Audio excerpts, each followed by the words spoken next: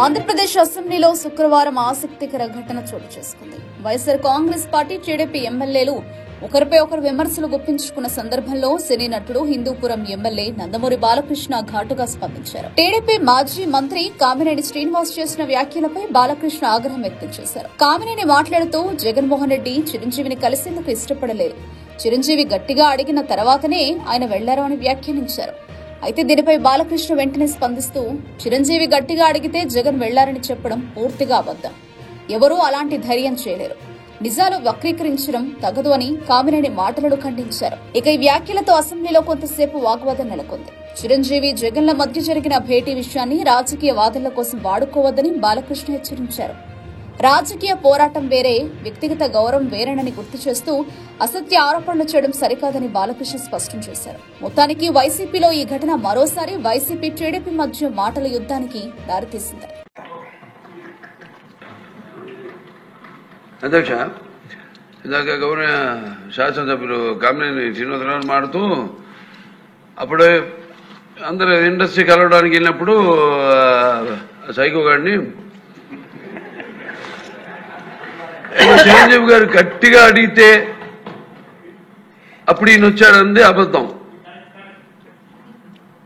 గట్టిగా ఎవడు అడగలేదు అక్కడ.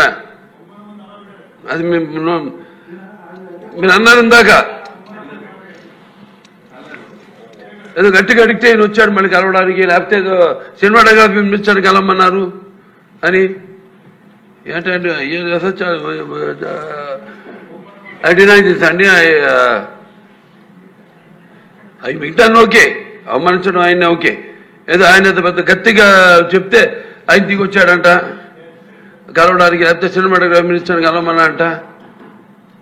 మనం కూడా నాకు ఇన్విటేషన్ వచ్చింది ఇక్కడ ఫిల్మ్ డెవలప్మెంట్ ఒక లిస్ట్ తయారు చేయమని.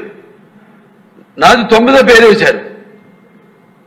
అది ఎవరో ఈయన నేను అడిగాను కూడా, దుర్గేష్ గారిని కూడా అడిగాను, గౌరవ సినిమాటోగ్రఫీ మంత్రి కూడా అడిగాను, ఎవడో అడిగేసిందని. Respect human being, even be opposition or us. 9వ పేరు వేశారు. ఇది అదేదో గట్టిగా ఎవడు అడిగాడు, గట్టిగా అడిగితే పంపించారు లోపలికి. వచ్చాడు ఈడు కలవడానికి. Sorry, I want to clarify this. No, very good, sir. Nonsense. Gauraniya.